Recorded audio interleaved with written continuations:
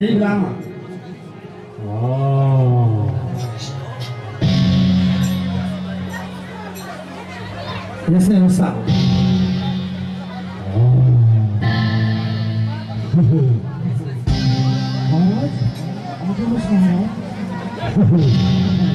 Hey Brahma.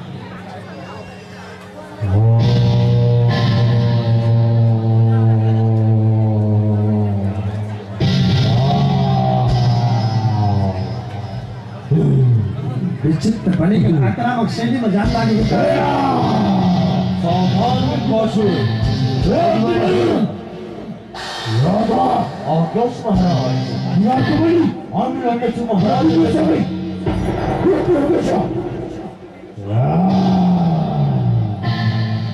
आज success भने कसरी तल र बचाएको सोह्रलाई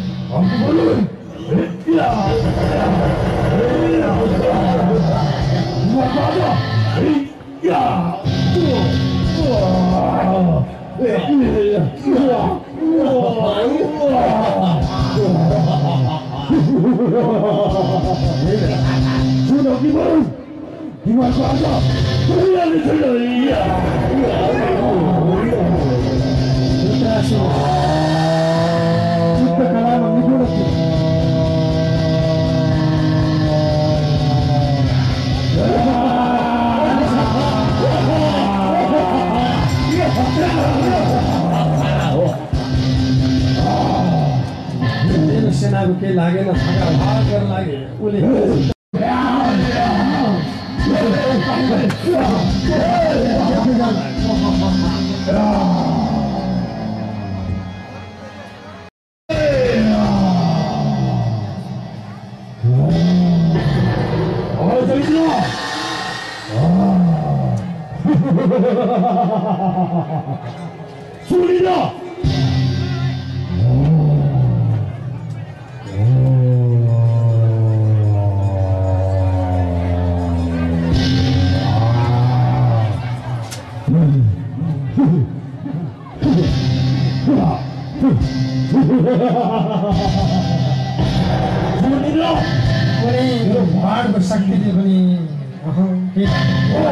अनेक अस्त्र जपेर हाल्न लागे मन्त्र जपेर केही राम्रो छैन आज तेरो बापको शक्तिले सक्छ बोलाएछ मेरो सामु आएर युद्ध आक्रामक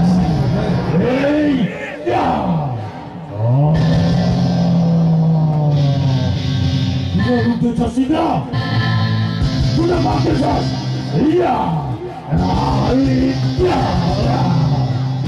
पुनः माग्दै छ सिद्ध मेरो सामु आइज राम्रोसँग युद्ध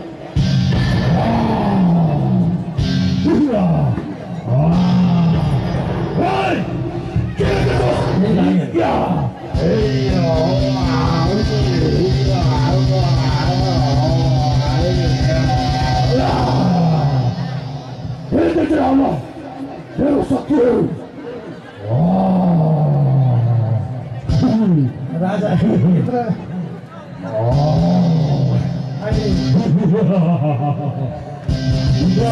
श्रीपछि गराउनु पुग्यो मेरो केही लाग्ने छैन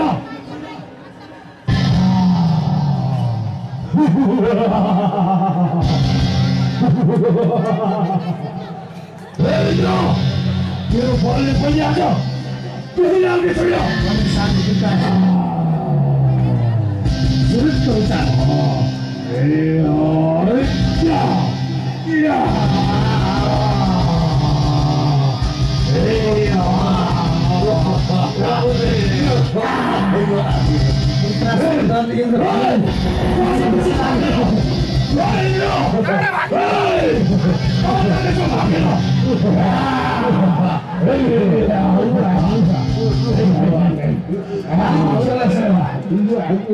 खेल्न थालिदिउँ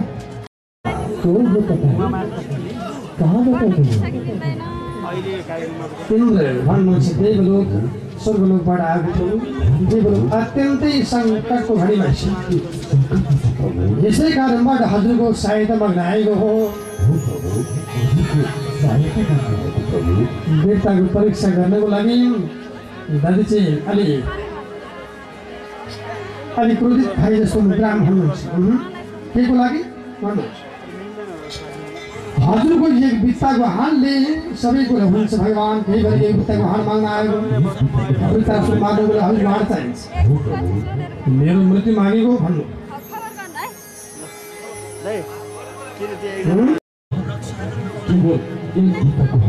जानुहोस् म असफल भनेपछि इन्द्र अग्निवरुण उठे वृत्रासुरले विश्व विजय गर्ने हो अब के गर्ने होला दिव्य सभा बसेका थिए सल्लाह गरेर एउटा विचार लिएर फेरि दुर्गा उठे र आउन लाग्यो जन शरीर सबै पदार्थ भनेको क्षणभङ्गुर हो त्यसको पछाडि लागेर हुँदैन त्यो मलाई थाहा छ यदि तपाईँले सत् मार्गमा सत् मान्यताको लागि प्रयोग गर्नुहुन्छ भनेदेखि सत् कार्यको लागि प्रयोग गर्नुहुन्छ भनेदेखि त्यो मेरो जीवन तपाईँको लागि समर्पण गरेर तयार छु ब्रह्माण्डमा श्वास लगेर आफ्नो जीवन भगवानमा समाहित गर्ने उद्देश्यबाट स्वर्गलोक रक्षाको लागि दलितजीले आफ्नो जीवन आहुति दिने तयारी गर्नुभयो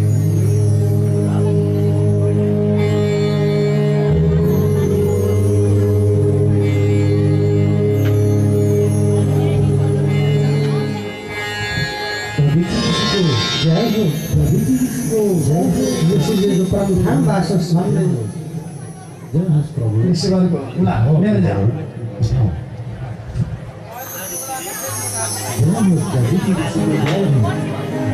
ल सूर्य राममा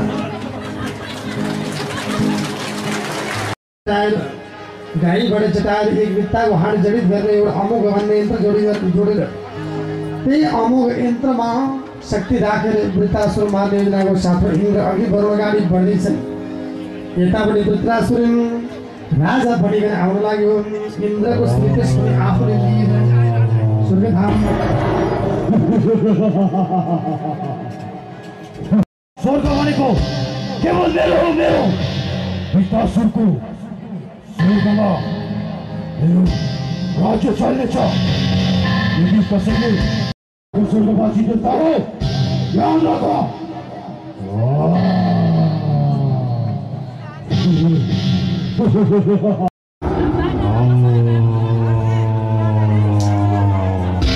शक्तिशाली वृत्रासुर अगाडि बढ्दै थियो त्यही बेलामा इन्द्र अग्निवरुण यसलाई पराजित गर्ने उद्देश्यबाट दैनिक ब्राह्मणको हाललाई अमोघ यन्त्र बढाएर त्यही एउटा वज्र लिएर इन्द्रको आगमन हुन लाग्यो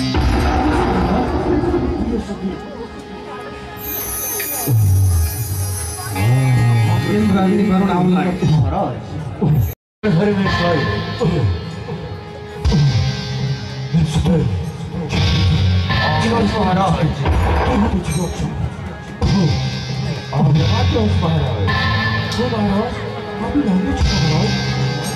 अत्यन्त विचित्र भनिकन वृत्रासुरले विचार गर्यो संसारमा दुईटा चिज दुवैतिर आयो भने डरलाग्दो हुन्छ भन्ने कुरा उसले अनुभूति गरेको थियो एउटा हिजो निको भएको रोग त्यही रोग फेरि बल्झिएर आयो भने बिरामीको जीवन समाप्त हुन्छ रोग फर्क्यो भने गाह्रो हुन्छ दोहोरी डर हुन्छ अर्को हिजो निकोमा हिजो हारेर गएको पराजित भएको व्यक्ति फेरि लड्न आयो भने फेरि शक्ति लिएर अगाडि बढ्यो भने त्यसको पछाडि कुनै पृष्ठपोषणमा शक्ति छ भन्ने जान्ने काम गर्यो।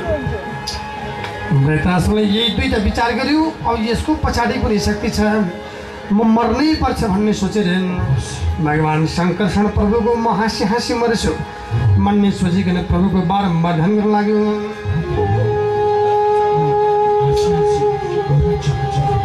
वृत्रासुर नाम गरेको दानवले भगवत प्राप्तिको लागि वीरवाणी बोलेको छ। मेरो भगवान् परमात्मा यो शङ्करषण भगवान् दया लज्जा लक्ष्मी कृति सबैबाट टाढा रहेको यो दुराचारी इन्द्रको हजुरले बारम्बार किन सहायता गरिबक्सिन्छ भगवान्। म त प्रभु हजुरको भक्त हुने भगवान्, म जीवनभर प्रभुको दास बन्न तयार छु भगवान्।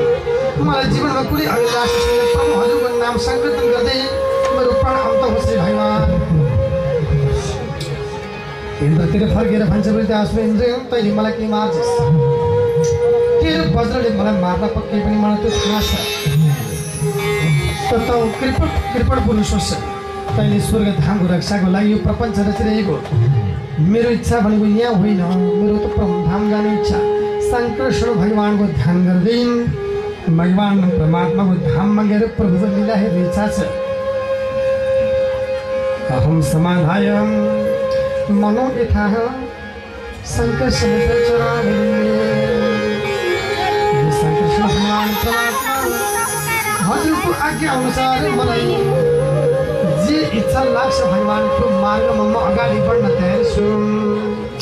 मलाई जीवनमा कुनै भौतिक वस्तु अभिलाषा छैन भगवान्।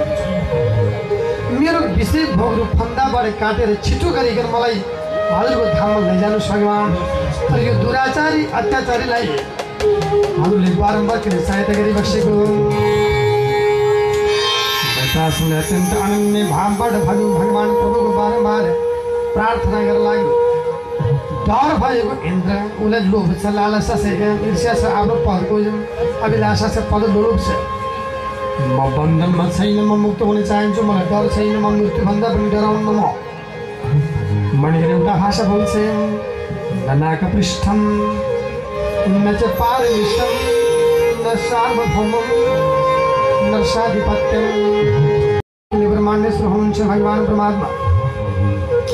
स्वर्गलोक, ब्रह्मलोक, भूमण्डल, रसातल, त्यसको राज्य मलाई केही चाहिन्न, यस कृति पनि मलाई चाहिन्न। मलाई एक छत्र राज्यको सिद्धि पनि चाहिन्न, मलाई मोक्षको अभिलाषा पनि छैन भगवान्। साहित्य मुक्तिमा जाने पनि मेरो चाहना होइन भगवान् परमात्मा। जसरी पङ्खीहीन भएर अत्यन्तै पखेटा काटेको पन्छीले बचरा भेट्टको लागि जुन अभिलाषा लिएर उडेर जान सक्दैन, त्यस्तै अवस्थामा म छु भगवान्। म पङ्खीहीन छु प्रभु, मलाई पखेटा हालेर छिटो गरिकन भगवान्को धाममा ल्याइबस्छ। मलाई जीवनको अभिलाषा होइन, मलाई स्वर्गलोक चाहिन्न भगवान् प्रभु। म हाँसी हाँसी मर्न तयार छु, तर म यो दुराचारीसँग कायर ढङ्गबाट होइन, हारेर भागेर होइन, हाँसी हाँसी मर्न तयार छु। कमल्ला भगवान् परमात्मा जसरी परदेश गएको श्रीमानको भेट गर्ने मिलनको अभिलाषा लिएर उत्कण्ठित प्रेमिका आफ्नो प्रियतमलाई भेट्नको लागि लालायित हुन्छ, त्यसै गरिकन म हजुरलाई भेट्नको लागि उत्कण्ठित छु नि भगवान्। मेरो कर्मको फलस्वरूप मलाई बारम्बार जन्म मृत्युको संसारबाट मुक्ति गरिकन भगवान् हजुरको धाममा ल्याउने काम गर्नु होला प्रभु। यस्ता भगवान्लाई मेरो कोटि कोटि प्रणाम छ। वृत्रासुरले यस्तो भाषा बोलेको छ कि वृत्रासुर संसारबाट मुक्ति हुन चाहन्छ, इन्द्र स्वर्गमा सुखभोग गर्न चाहन्छ। इन्द्र ऊभन्दा वृत्रासुर धेरै महान छ। भागवतले वृत्रासुरलाई दानव भने तापनि ज्ञानीजनले बुझ्नुपर्ने विषय के छ भनेदेखि इन्द्र सुखको लागि, इन्द्र स्वर्गको लागि, तर वृत्रासुर आनन्दको लागि, परम धामको लागि अभिलाषा लिएको छ। त्यही भएर भगवान् भन्नुहुन्छ इन्द्रको भक्तिदेखि प्रसन्न छैन, म वृत्रासुरसँग धेरै प्रसन्न छु। म वृत्रासुरले पुष्टि भक्तिबाट गरेको भावबाट म प्रसन्न छु। मान्नुहुन्छ भगवान्। त्यही भएर संसारमा दुईवटा भक्ति, एउटा सामान्य भक्ति, अर्को पुष्टि भक्ति, जसलाई अनुग्रह भन्ने चलाइन्छ। सामान्य भक्तिमा चाहिँ जब दुःख पर्छ प्रभुको नाम लिँदै, पुष्टि भक्तिमा चाहिँ भगवान् प्रभुलाई दुःख पर्दा होस् वा सुख पर्दा होस् सदैव प्रभुको नाम लिँदै वृत्रासुर नाम गरेको दाम आसनबाट उठेर प्रभुको बारम्बार ध्यान गर्दै लड्नको लागि घन्टाभर अगाडि बढ्यो।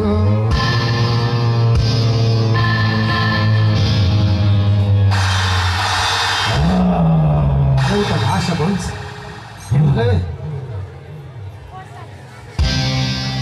प्राणक लभ्यम समरो इच्छा शुभनाशन अत्र न गायत मुष्य जय मुष्य पराजय। देवराज इन्द्र युद्ध त हाम्रो खेल हो। खेलमा दुईटा पक्ष हुन्छन् जहिले एउटाको जित अर्काको हार हुन्छ। तैँले सिके तैँले मलाई मार्ने, मैले सिके तँलाई मैले मार्ने। हाँसी हाँसी मदत स्वर्ग म परमधाममा निवासी हुने, मैले जिते स्वर्ग मेरै हुने, मैले हारे परमधाममा जाने। वृत्रासुर विक्षिप्त भएर इन्द्रमा आक्रामक शैलीमा जान लाग्यो।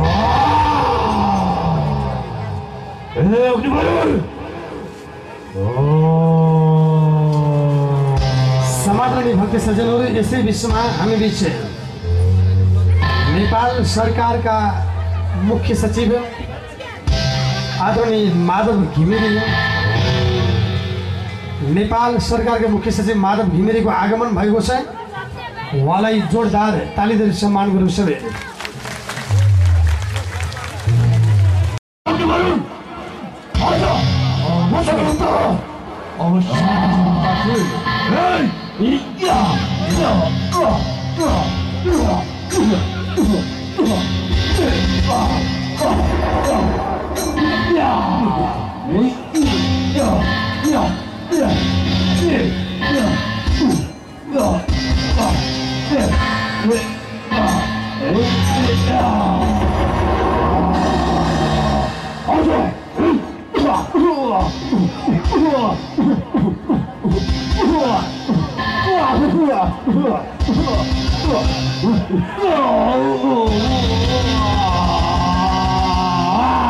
अन्तिममा इन्द्र आफ्नो शक्ति दिएर गाडी बढे।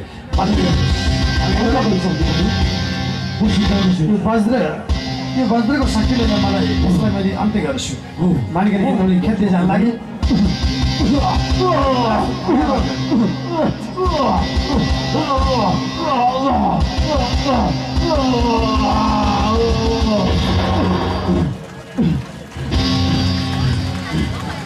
थियो अगाडि बढ्दै थियो, यो नभागोस् भनेर यसको दुईटा हातलाई इन्द्रले काटिदिए।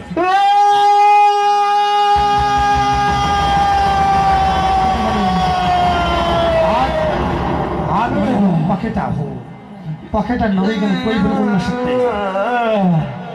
हात काटेर हातलाई बाँधेर छिटो दौडन सक्दैन, जम्प गर्न सक्दैन, हाम फाल्न सक्दैन। भागोस् भन्नको लागि इन्द्रले अपाङ्ग बनाइदिएर वृत्रासुर अपाङ्ग भयो। हात काटेको वृत्रासुर विचित्र भएर आउन लाग्यो।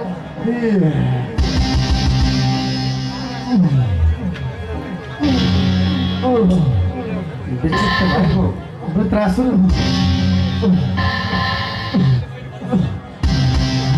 आउन लाग्यो।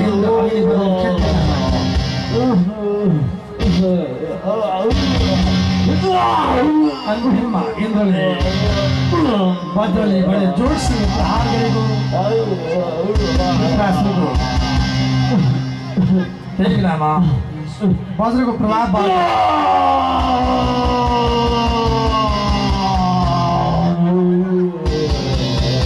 वृत्रासुर मर्यो। शङ्करसिंह भगवानको तेजमा वृत्रासुरले